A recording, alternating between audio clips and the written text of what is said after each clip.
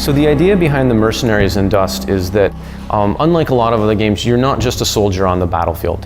The idea is that they've taken the best people that they have, they've taken their best soldiers, their best killers, and they've modified them to make them immortal.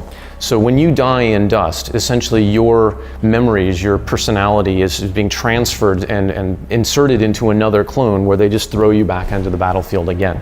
So not only do you have these people who know they can't really permanently die, but they're also suited up in the highest technology, the most dangerous gear that they can give them this far in the future.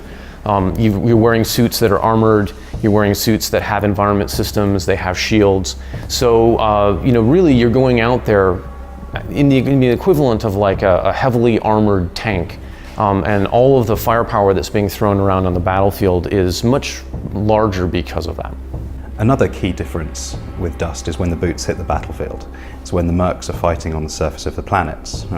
Typically in an FPS game, you pick roles. You're the rocket guy, you're the sniper guy, you're the assault guy, and everyone knows what everybody else has.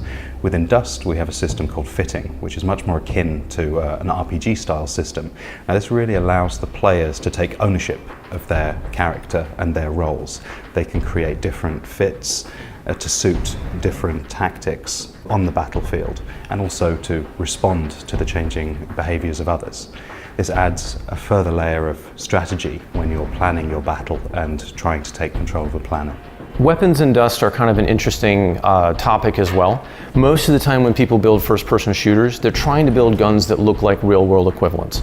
However, the Mercenaries in Dust are not actually like humans. They're biologically enhanced, they're built, they're clones, and they're wearing armor and they've got shielding systems. So one of the things we really push for in Dust is the idea that they're more reckless with their lives and they're more reckless with what they're willing to use as firepower than normal people are. So one of the good examples is the G.A.M.E race tends to focus on blasters. And blasters are essentially a plasma technology. You're accelerating stuff into a plasma state, wrapping it in a magnetic bottle, and then throwing at people to light them on fire. And so we really want to play up the idea that, you're immortal, you're armored, you're shielded, you know that you've been built to take more punishment than a normal human ever could.